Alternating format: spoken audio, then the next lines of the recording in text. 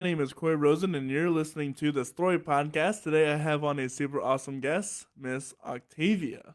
Hello. So, Octavia is noted for outstanding vocals, harmonica, and guitar performances of exciting original cover music. Memorable shows are the norm for this multi instrumentalist dedicated to music that drives this performer. Several shows in her musical arsenal include the Octavia Blues Band in fusion with Octavia Jazz and touching singer songwriter shows. Each performance is a top notch, addictive, engaging show. Octavia is ecstatic about how amazing these self produced albums transpired. Taking total control, Octavia took a full advantage of the studio setting, and the outcomes in the albums 7 and 8 far exceed any expectation as being the best to date. Freedom to record and share the passion in one's heart is nothing short of magic, and love is everything. Music is love. Touching people through music runs unbridled through Octavia's veins. How are you doing today? I'm fine. Thank you for that awesome introduction. No problem. So tell me, as when was it that you got inspired to do music? Was it as a kid? Was it as an adult? Oh, very much as a child. Mom was a concert pianist, and my grandfather played the concertina. I have three cousins. Two play violin, the other plays viola, and then one became a conductor. And uh, oh goodness, well, it's not very popular now, but my two aunts sang for the Tsar and Tsarina of Russia. Wow. So this it's been coming down the line for a long time, and I used to sit under the piano when my mother would play her classical music, and just it's in the blood. And oh, my father has an amazing, well, had an amazing voice. I just always inspired. And then my mother also played for lots of family outings and stuff like that in Atlantic City in the summers, and she played accordion as well, singing songs from Ukraine, which is where my family actually originated, both sides. So, yeah. So what then inspired you to take up an instrument? Always. I mean, I just had to. I have no idea what inspired me. I was on stage. She had me on stage at Garden Pier, the little kiddie shows, um, every summer, and I was like, my first one was when I was 5 years old, and I just knew how horrible I sounded because I had an ear for the music. But she used to kind of teach me, how to perform because that's what she did. Mm-hmm. And her mother taught her. So what inspired me? I just, I, I Just had to had do to. it. I had to do it. It was in my blood. I tried this instrument, that instrument, nothing stuck until I was 13, and um, I stayed at a friend's house from religious school, and she played the guitar, and I freaked, and I said, "Oh my!" And so I told my mother I wanted a guitar. Well, this is after I can't tell you how many instruments, Right. Of And she course. says, "Right, you want a guitar? You buy it." So I'm like, "Okay." Well, I had babysitting money. Mm. The lady next door had a few kids or two kids or something, whatever. And so I saved up my babysitting money and the lady across the street as well. And I ended up buying my first guitar, which was a secondhand stamp on the inside made in West Germany from the guy who also had a music store in Ardmore because I lived in Philadelphia. Mm. Um, and well, he kind of saw me coming and watched me go, and I bought this guitar for $35. That was just the action was horrifying, Mm. and but I wanted it so bad, and I built calluses really fast, That's good. and so uh, that brought me down to Philadelphia. I know I'm going on a little bit Go here, for it. but yeah, uh, in those days, and this is like 1963 1963 when I had the guitar, in 1964 when you could be a young lady, as I was, and go down to Philadelphia with a guitar in each hand and on the bus and come home unscathed.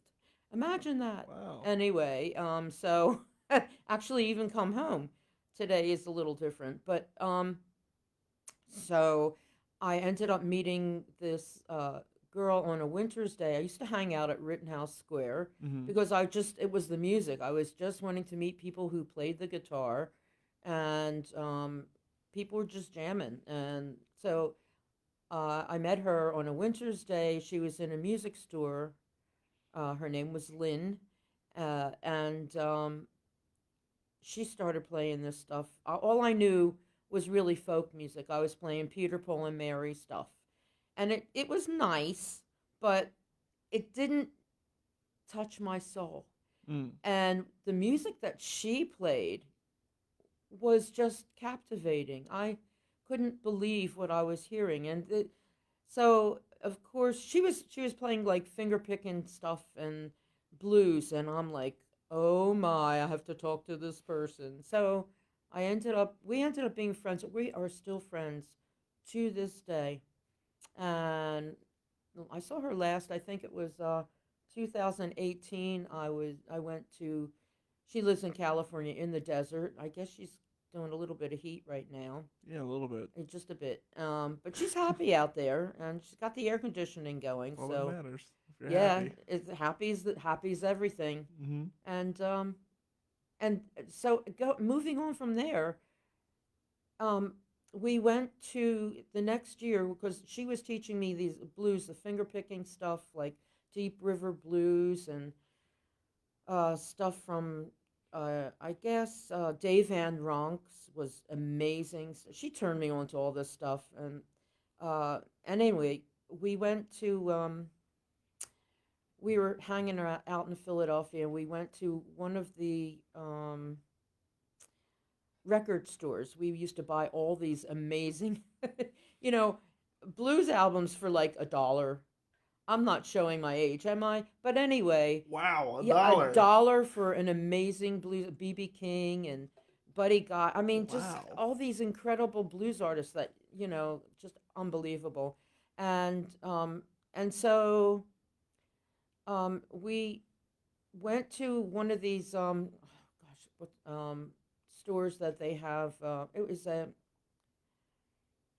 it was I can't think of the name of it. They sell all kinds of junk. Pawn shop. Pawn shop. Yep, Yep. we went to a pawn shop, and we saw these harmonicas sitting there, and we thought, well, you know, yeah, I mean, like, why not? So Mm-hmm. we both bought. Okay, here it goes. Uh, Old standby harmonicas. They're made by Hohner for $5 each. Oh yeah. Today, the harmonicas that I have to pay for probably they're running almost $100 a piece now. Right. For anything of decent Decent quality, quality, right. and Suzuki's are the only ones I play now. But um, back then it was Hohner, and there was something incredibly magical when I put that thing in my face. I'm like, really? I was just amazed that, like, the sounds I was getting out of it, um and then I quickly realized that mm, I'm not going to listen to any harmonica players because my ear is too good, and I will end up sounding like Like them. everyone. And I Mm-hmm. just wanted to find a place of my own, and so I went on a harmonica seclusionary diet. I just like, no, but I'm listening to everyone else. Mm-hmm. Guitar players, conga players, bass players, it didn't matter. And I jammed my face off with everybody, anybody, anytime as possible. I was jamming so much, and those everybody was my teacher. So, at what point did you start to make your own music? Well, I had written music as a little girl. I was writing stuff that was just coming into my head. So in terms of like composing my own stuff, and I, my mom she gave me piano lessons, but I was like not an, I just wasn't inspired. Maybe it was the teacher. Sometimes that you get like Right. a negatory teacher, and you end up with like, no, I don't think so. It turns people off. Oh, it does for Bad sure. teachers, yeah. Anyway, I would like be playing all of this music, pretty much pretty good, and they realized I wasn't reading it because my ear. I was transposing everything to the key of C because it's really easy to play in the key of C on a piano, and so well you should know, Oh yeah, yeah. absolutely, yeah. So that's when I don't know what was the question. Where did you When did start? I start writing music? Yeah. So that's you know, I pretty much abandoned anything that was like straight or uh, Trite. what was it? Trite. No, no, No? I don't consider reading music trite whatsoever, but I just abandoned anything that was pre-written. I just wanted to search my own soul. I just wanted to close my eyes and feel it. And the guitar didn't didn't give it to me as much as the harmonica. Mm. Harmonica was an amazing natural gift that I just totally unexpected. But the guitar I had to work for. And then still I just wanted to find my own chords and whatever was going on in my head. I wanted to make that happen on the guitar. And but I also asked, along the way, some people will like chords, like, and so I learned chords. And then once I learned the structure of the chord, I would start putting it anywhere on the fretboard, and I would write songs like that because I liked something different. I noticed that a lot of people that are learned in the structure of notes and stuff like that, if you take the music away from them, they could not hardly play. Mm. They could not play from their soul. So that was a turnoff to me because I that's the only place I wanted to go from, whatever that means. Am I putting you to sleep? No, no, I'm just. It's been a long day already. Oh, I'm no help. No, it's totally fine. Uh, so when did you start performing? Writing music and performing are way two different Okay, things. so when I started to perform, I was 5 years old. Really? My mom had me at on the stage at Garden Pier in Atlantic City every summer. My grandparents had a place down on Rhode Island Avenue, which of course is all flattened. It was the Mostovoy Guest House. And every like every Wednesday they had the kiddie shows at Garden Pier, and she used to she would teach. I think the first song that I performed was Side by Side. She loved Frank Sinatra. Oh Mm-hmm. my goodness, Frankie was her boy, old blue eyes, and so and there was a lot of oh, I guess Benny Goodman type stuff. Mm-hmm. They listened to that a lot. Just really rich, rich, real music that I consider to be real music. So yeah, my first performance was there, and oh, I think I said earlier. I remember I was just hearing how flat and sharp I was, and I was like could not understand what people were like What clapping at. I thought, What was the draw? yeah, like Yeah. what, like you lie, like really, that was horrifying. That was awful. That's how I feel about. That's why I can't go to any like children's choirs unless like. Oh my goodness, yes, yes. Oh, when my kids went through school, and I attended all their stuff because They're my kids, they're my but kid. Well, not just they're my kids. I wanted to show my support mm, because I love them, and they were good. They were good at what they did. I mean, I can flash back on a lot of really cool stuff, but um, I'm sorry. No, Help no, me it's out just here. your ear being a detriment to yourself, and then having to hear other people Oh yes, sing the as well. off Yep, key. the off Oh keyness. Yeah. goodness. Oh goodness. It I would sit there and try not to make facial expressions, but I was like, it was just if you have an ear for music, and a lot of people that don't even, but they know what they're hearing. Mm-hmm. People know when it doesn't sound right, and if kids are learning, so you just Yeah, you sit through it. you just put up with that because music is such a gift, and oh my goodness. Yeah, you should. I've said to my husband like last night, it was like, okay, so you've got all these like people doing sports, and nothing wrong with sports, but how many of them are going to be 50 years old and still doing Sports, sports, right? and how many of their bodies are falling apart before that, and they're suffering with that the rest of their lives, whereas music, the more you do it, the better you get, and you just have to like put up with being really crappy for a long while, Yeah. and put up with like like well, this is not right, your own frustration, and put up with the business, which is another whole angle, and depending upon what you look like and what you sound like and who you are and how lucky you may be, or what the times might denote. Hmm. I mean, like, I don't know what to say. Well, when did you start performing your own music? um, it took me a while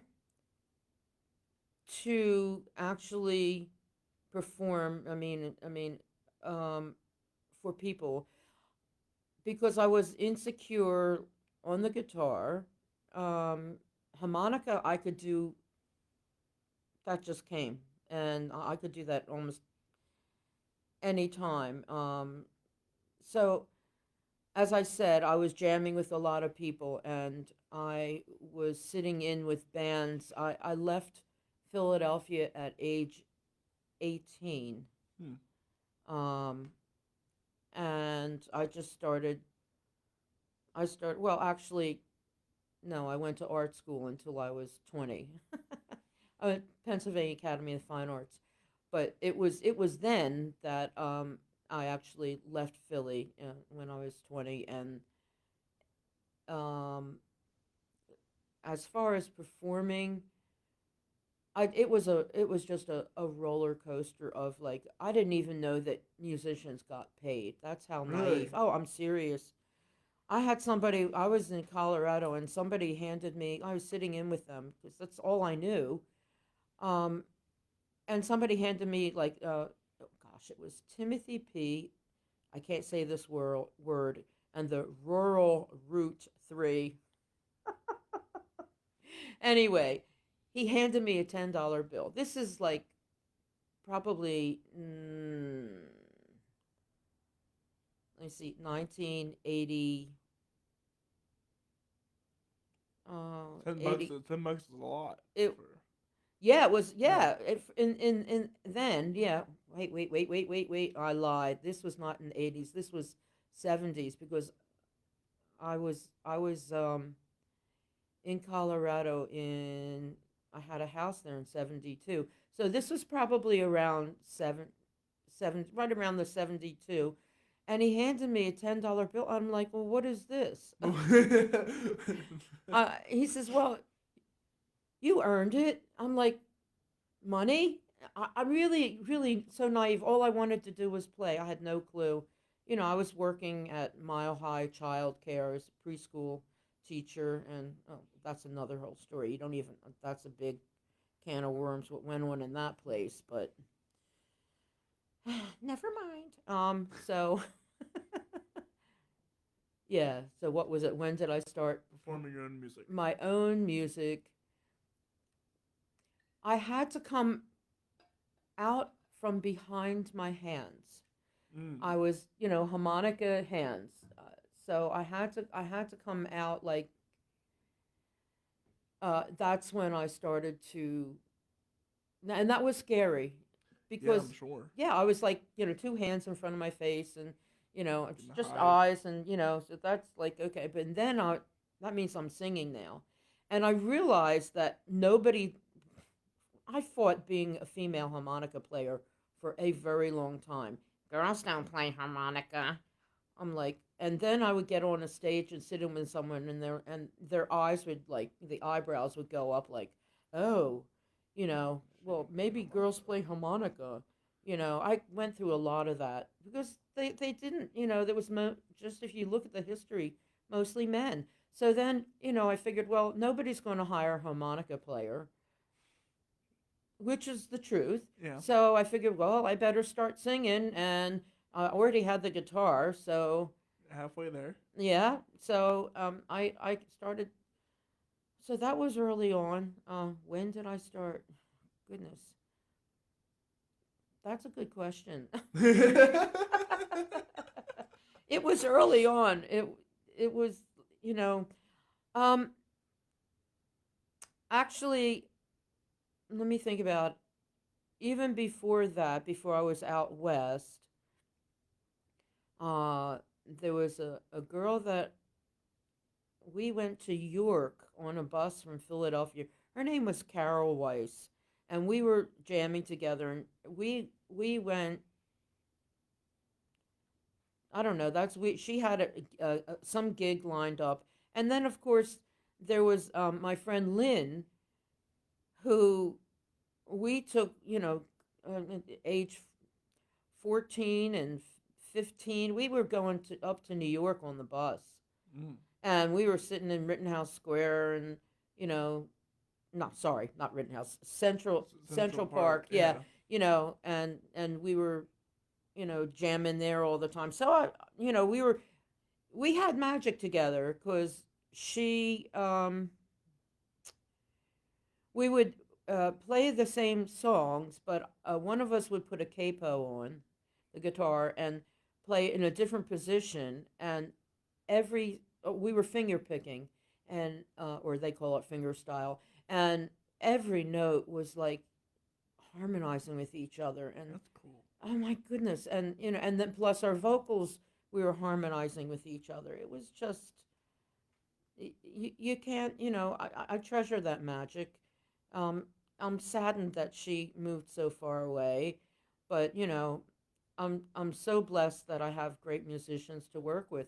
Oh my goodness, my band is just Oh yeah, talk about Microsoft, Annie Devore, amazing people. yes, yeah. I'm just and not only just amazing players, but you're right, amazing people, just incredible artists in their own right, and these guys have my back. I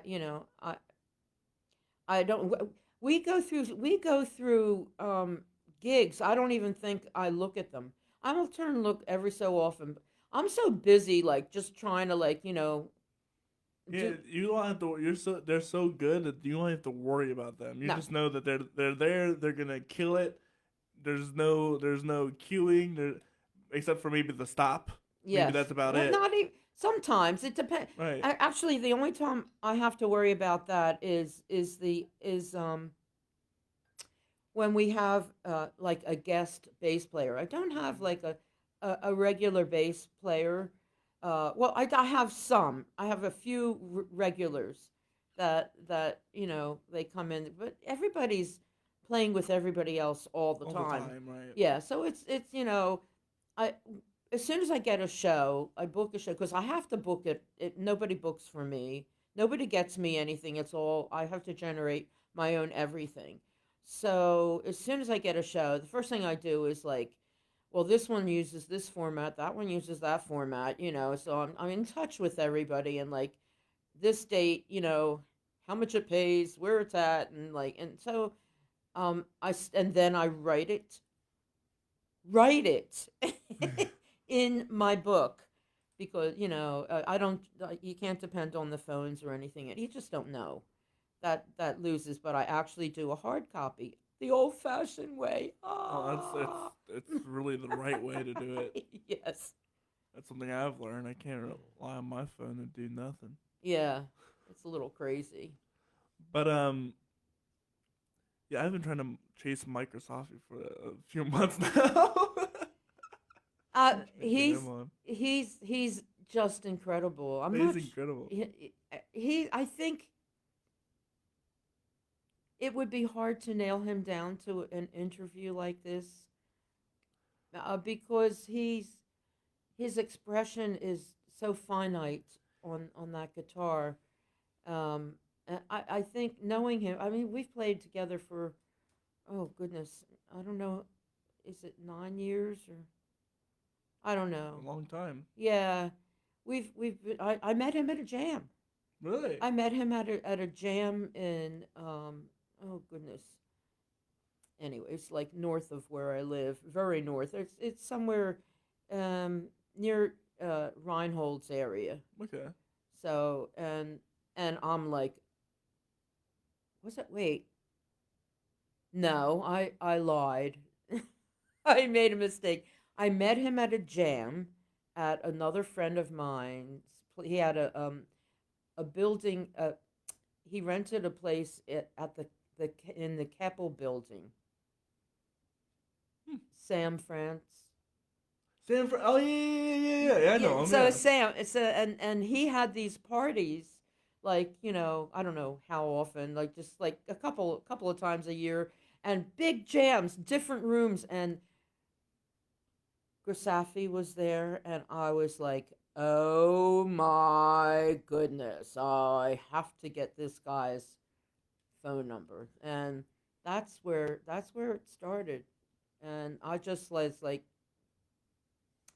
no, nobody should be able to do that. It's true. His talent is he can just walk in with his guitar on while you're playing a song and just hop right in. Hop right in. Hop right in. You would have never known he was not there. Yeah, and then he's totally, classy in terms of like, well, see, part of the problem with, I'm just going to diverge a bit Go with for harmonica players that I've run, not only being a female, way back then, but also there have been so many harp players that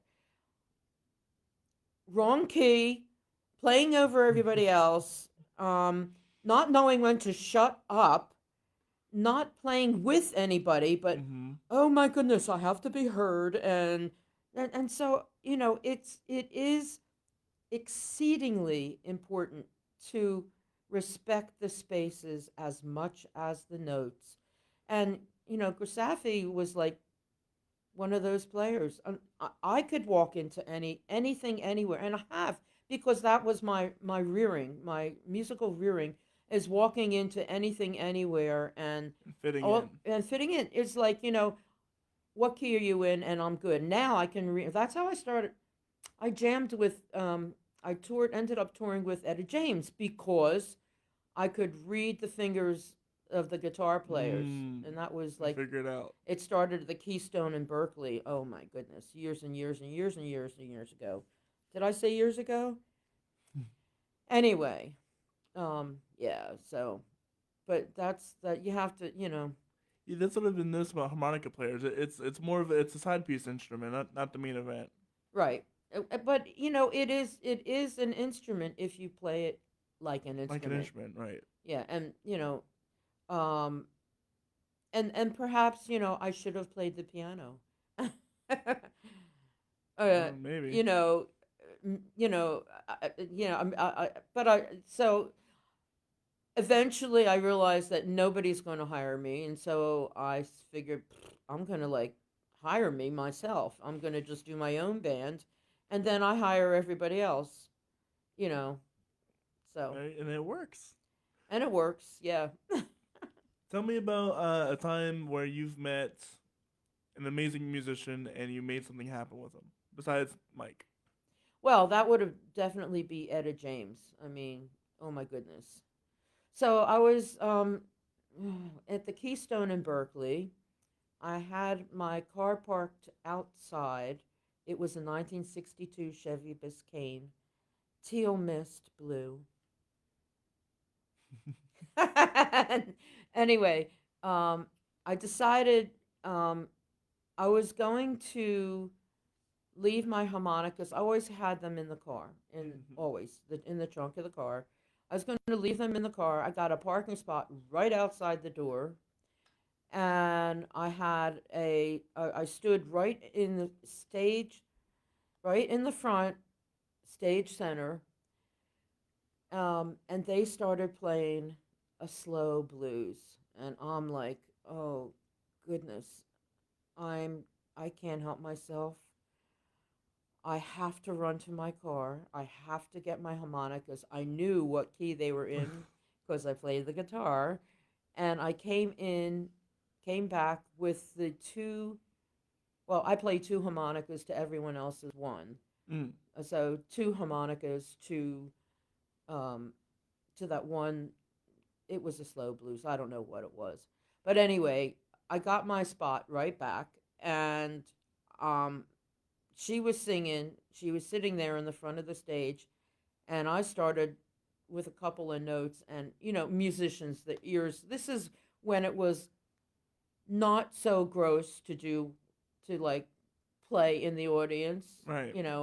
Now It it's was a whole different. acceptable. Yeah. Right now it's a whole different ball game. But then back then, and it was way back then, you could do that, and it was not a big deal if you were decent. If you Right. were Of not course. decent, you would quickly get the boot. Um, and she handed me the microphone. She heard that, and she just handed me. Well, we were touring. I was touring with her then, since from that time forward for quite a while. We played a whole bunch of clubs in California, and her guitar player, Brian Ray, after she passed, went on to tour and play with Paul McCartney for 12 years. No way. Yeah, Way. That's awesome. Major Way. And oh, he's living in California now, but he he was obviously living in the UK. And I saw Edit in the UK as well. Um, I didn't get to jam with her there because it was just too tight of a show, and I was not part of the program. But it was nice to see her again, and yeah, it's pretty amazing stuff. I sat in with when I was living in Colorado. What's the name? They're from New Orleans, big famous. They're a bunch of brothers. I wish I knew Oh my more. goodness, I just can't think of their names right at the moment. But I ended up sitting in with them as well. They're hugely famous. Not the Doobie Brothers. No, no, no, no, no.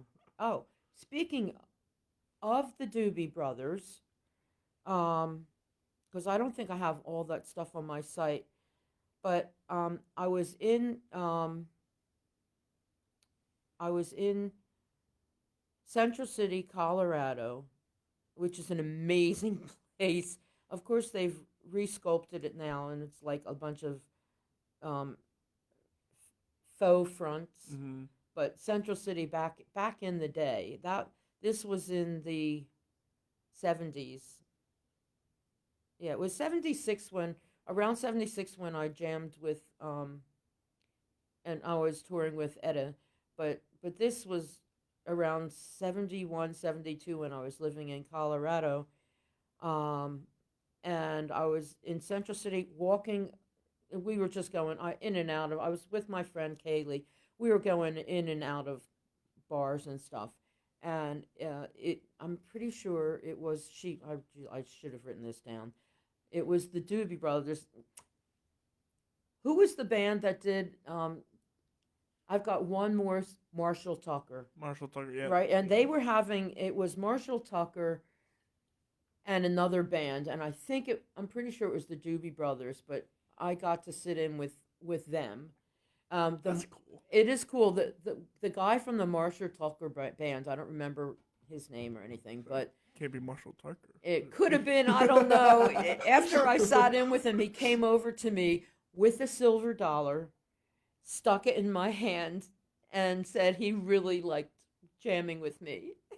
That's awesome. That was, one of those little gems from way back.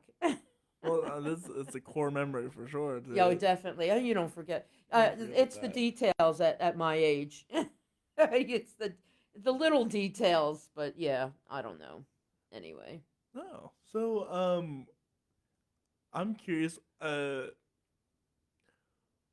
What inspires you to write music? What's your songwriting process like? Oh, here we Here go. we go. Okay, so um, it's varied. Mm. Sometimes it could be something I hear in a beat somewhere that inspires me, and because I'm a bit of a purist, I have to change it. I I have to make it my own, as much as possible, and I know that's almost impossible because there's no original music anywhere, and it just isn't. But um,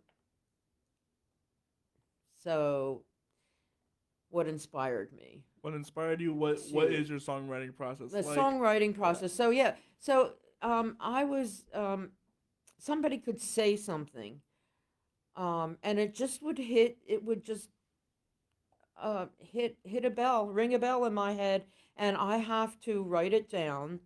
And from that point forward, that's the inspiration, and I'll just embellish, and just it'll just flows out of me. I have no idea, I work on it. I Mhm. put it together.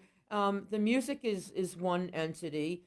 Um, Oftentimes the lyric will come first, and then after that, I'll write music to, and then the lyric the lyric changes again. So it turns into I have to make one fit the other. Of course. Um, but it could just be, one little phrase. A shy one came like that, and as a matter of fact, I was at the eye doctor. I think I Yep. just yesterday, and donning my colors, which is anything purple. Mm-hmm. Um, and he said to me, "Well, we'll see you in October, Lavender Lady."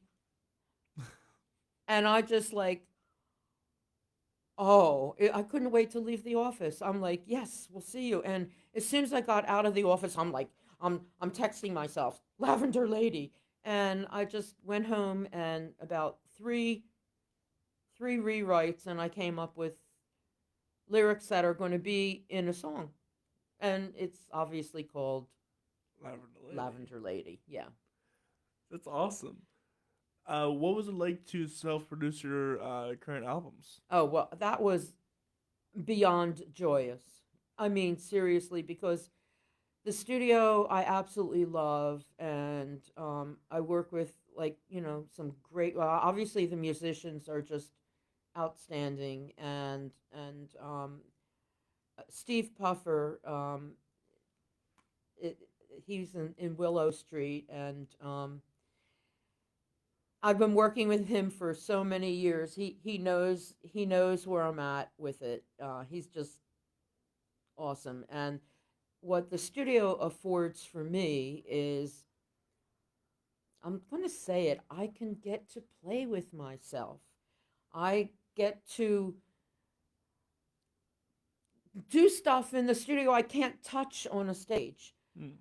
I get to play um, a bass rhythm harmonica, and then another harmonica You can line layer stuff. over that. Yeah, Yep. layered. Yeah, like, to do lead, that would be with a higher harmonic. And oh my goodness, to me, it's just I love it. I absolutely love it.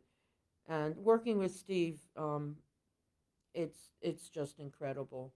Yeah. So what are some of the stuff that people can expect from your albums? Um, I don't let anything go by. There's nothing. I will do it, whatever it takes, to make sure that it sounds right. It has to be right. Harmony is something that I can't get enough of. Uh, so I'm and really, in my band, I try to get people that are sitting in that, like my drummer, Denny Nidick. He's I call him my drummer. Nobody's my anything, but the guy, Right. he plays with me most. He harmonizes with me and plays amazing drums. Um, and whoever is sitting in, on the bass area, that he will hopefully sing. But harmony, on my albums, I'm doing pretty much all the harmonies, because I mean I got four-part harmonies in places, because I just harmony is, there's nothing like it. I mean, Mm. look at the Eagles. I mean, hello, how many bands, Stevie, uh, what's her face, Stevie Nicks. I mean, how many band, just like incredible harmony, and I'm always seeking harmony. So my albums are full of harmony, and I think there's like one of my last. There was one song that I didn't. I just, because everything had harmony, um, shadowing in and out. I did one song without it, and when I hear it, like, some like going to a gig, I'll be like warming up, singing before I get there, so that when I get on stage, I'm not, sounding like a frog too much. So, but this one song in particular, I didn't put harmony on it on purpose. Mm-hmm. And every time I'm playing it, I'm singing it harmony to it. I have to, and I smack myself about it, because I should have put it in there. Right, right, of course. What do you think is one of your favorite songs that you've done so far? Okay, well, of mine, Of of yours. my originals, definitely would be Shy One. Another one would be Riverside. Um, And you have a story behind Shy One, right? oh yeah, there's definitely a story behind Shy One. There was a club over at Fat Daddy's in New York. And I used to go there with my friend Shanika and my daughter Liana, and we would go dancing every Wednesday night. Well, they stopped playing the R&B music that we loved, so it just became something completely different. So we don't go there anymore. But at that point, I was up there on my own, and I'm going there like a lot of people are going there for other reasons. I'm married over 33 years. I'm not going there for anything but just to dance and Fun. shake my booty a little bit and have a good time. I don't even drink. I mean, I'm driving, I ain't drinking. Mm-hmm. I want to keep that little privilege going as long as I can. So I'm just not bothered, with it. So, um, standing there, it's early in the evening, and almost nobody is there. And I'm standing at the side of the bar with my little club soda and cranberry juice, squeeze a lime, and just talking to the guy next to me, nothing of it. And music comes on, and I have to add this. Later on, I find out that the guy who was actually um, DJing uh, works at the Dirty Old Tavern. Oh, okay. And I didn't mention that to you, but yes, which is a very fun place. Mm-hmm. It's total freedom to say what you want, and the songs that a lot of places you can't sing, like the Bessie Smith stuff. They're a little bit on the naughty side, but there's total freedom, and nobody will get up too upset. So that's a fun place. Anyway, so he does an amazing job, DJing and stuff. So I'm over there, and I said to the guy next to me, I said, like, want to dance? And he's like hemming and hawing, and I'm like, hey, I said, lose the glue off your shoes and come dance with me. And he's like, looks at me, he says, I like that. And I said, you're right. And I pulled my phone out. I would keep it in my bra at the time. I don't do that no anymore because you can get cancer. So we just like stopped that a long time ago. Once we figured that one out, and I texted it to myself and went home and wrote "Shy One" out of it. Now, Shy One, the music to Shy One, the beat of Shy One, I was inspired by a song called "Teach Me How to Dougie," Of course.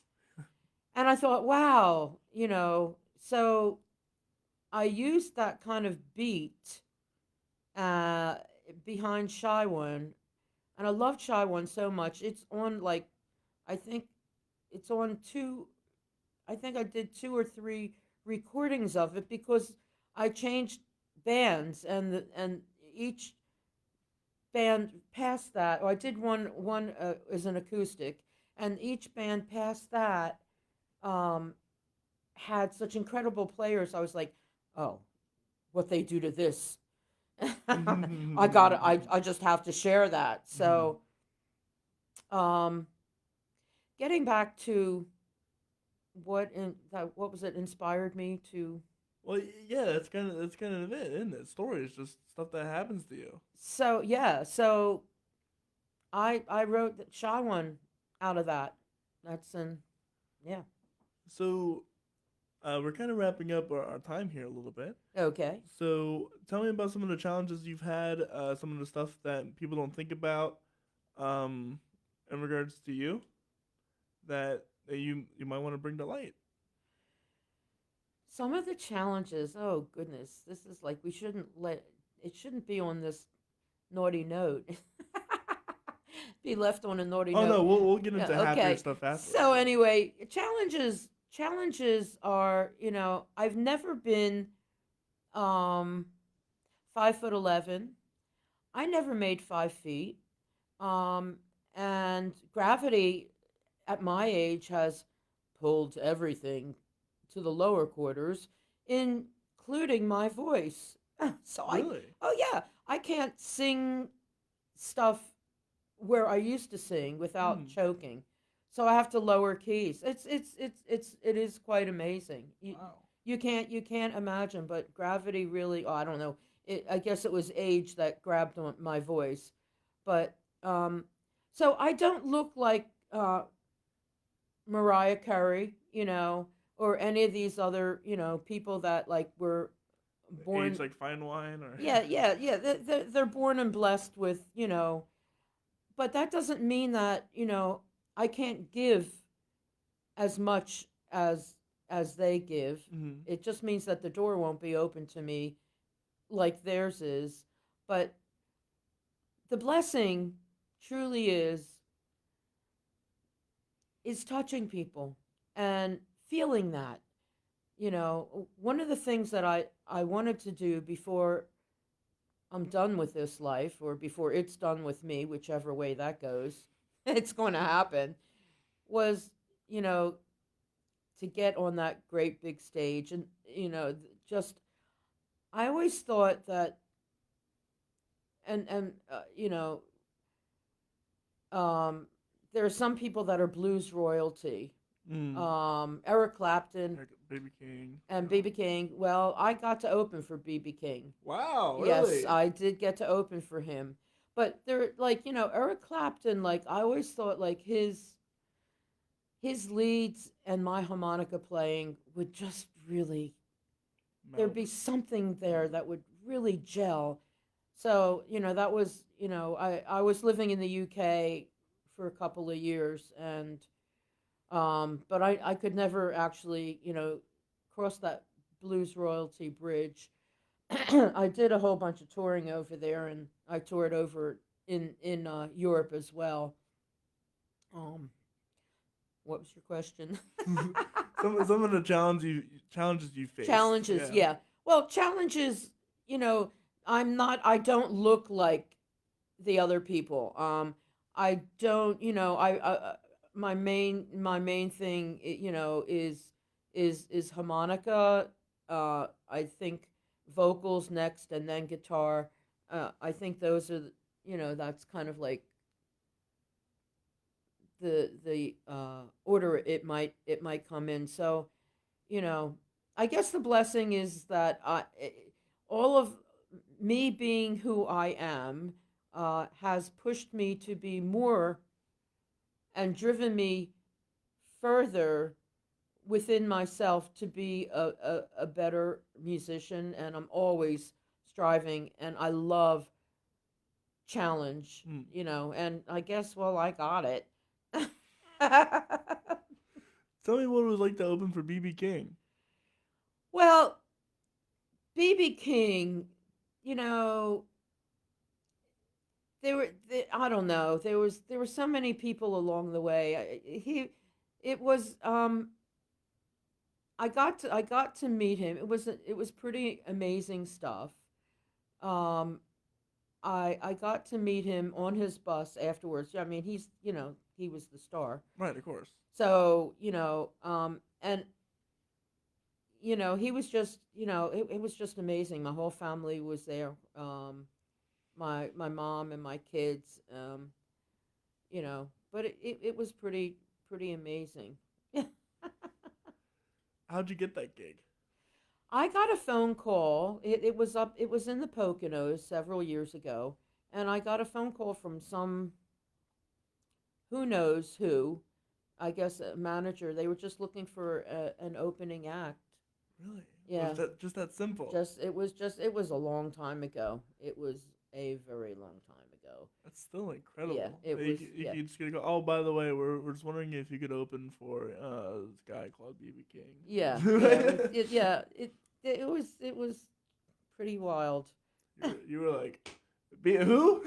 Right, Yes. right. Where, when, When? right. I mean, there were along the way, like I can't even think. I played in this one a big venue in Philadelphia, uh, the Kimmel Center. Mm-hmm, I played mm-hmm. in there. You know, the the local artists oftentimes aren't very much of anything. That so, they're just trying to. A lot of these people are trying to fill a spot, Mm-hmm. and so sometimes you get to do. I did the same thing in Harrisburg. There's the big venue in Harris. HMAC. Huh? HMAC, right? No. That no. Oh, okay. There's another. It was bigger than that, where they do the movies and stuff there. Oh, I wouldn't know. There's a great big, like, it's also a movie theater, big, lots of, anyway. I forgot what I was saying. That's okay. I forgot what we were talking about too. That's okay. We're on the same page. Tell me, what was one of the funniest things that ever happened to you on a show? Funny things. Funny things. Funny things. Someone gets up and shakes their booty a bit too hard and the table crashes or stuff like that. I can't exactly say that because I'm so tunnel vision. Mm. Because I'm singing, I'm playing two instruments. Well, three actually, Three, because yeah. yeah, I got two harmonicas and a guitar and vocals, and I'm just like, I'm so tunnel vision with this whole thing that um I can't say. Anything funny happened to you? You slip your fingers and a harmonica falls off and like, well. I've dropped a harmonica a few times in my life. Yeah, I've definitely done that. Yeah. I'm always, the best thing for me is to feel the audience. Mm. The best thing is the reciprocal. Is when they're really, you can look around and see they're they're focused. This is, and I don't know. So that's the best thing. The largest audience I actually did get to play was in the UK. It was in the Cambridge Folk Festival.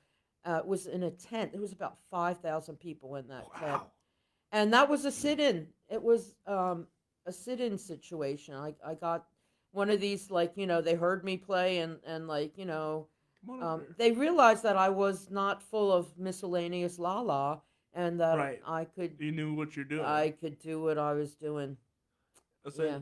probably the biggest place I played for so far has been the Roots and Blues Jam Fest. Oh, right. at the jam, and shout out to Bobby Gentillo, who just said, "Yeah, come on up here and play," and I'm like, "Okay." Oh, that's awesome. So, what are some mistakes maybe that you've made or seen other people make? How can we prevent that for the future generations? Oh, good question. Mistakes. Well, times are different from when I started. Mistakes. If you're a harmonica player, don't play over anybody. Mm. If you're a guitar player, don't play over anybody. Whatever you play, don't play over anybody. And Give listen. give everybody a solo. Yeah, well, and that's, when people sit in with me, I I always make sure that, because everyone has something to say, Yeah, and I always make sure, which incidentally, I would love for you to sit in with us sometime. sure. Definitely. Um, because, like, why not? I Why? mean, Yeah, right. Why why not? not? Yeah. So, mistakes, I'm sure I'm full of them. Um, when I make a mistake verbally in a song, You just gotta uh, keep going. sorry? You just gotta keep going, don't Uh, you? yeah, well, people would probably, if they know my material and if they can't understand the lyrics, I'm making it up. It's like, I'll be singing something and all of a sudden, like, I'm like, oh, really? Like, oh, goodness. And I just can't think of it at all. And so it's called tongues. mm. I sing tongues, but it doesn't happen that often because I guess of the way I have my set list. I have to have, this is a good thing. I will have to have few the first one or two words of each verse, aside from the key of the song, because I already know what harmonicas I have to pick up. But that's something because I'm gonna say it's just brain fart every so often. Of There's so course, it much going on. just happens. It happens, and then with Grisafi, often a lot of times I'll be like, You go how like does this, and he'll how just does it? go. Yeah, he's like, it's like he's just got my back so much. I just love that boy. I mean, man. I mean, everyone's a boy to me because I'm the oldest one there. It's just the way it is. So, what is one way you would love to encourage younger musicians and what they do? Oh my goodness. Encourage young musicians.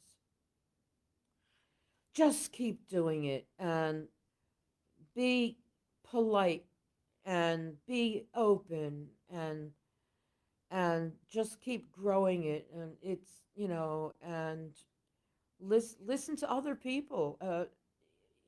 People, they might have a critique. Everybody has something to say. Well, there's another phrase behind that. I'm not going there, but Mm-hmm. uh, but oftentimes, like even on social media, um, somebody will say, something, and I put myself out there so they can, because I want to hear what people might think. So I would just say, just keep doing it, and don't give up, and listen to people, and then figure out for yourself what you want to do, and certainly be true to your own heart, and listen to yourself. I mean, that's pretty much what I've done my whole life. Maybe that's why I haven't gotten anywhere further, but who knows? I'm still You're enjoying it though. I'm enjoying, and the people still come out to see me, and Yeah. I'm so grateful. I'm entirely grateful that venue owners, like, still hire us, and still want, people still want to hear us and come out to our shows, um and don't let anyone.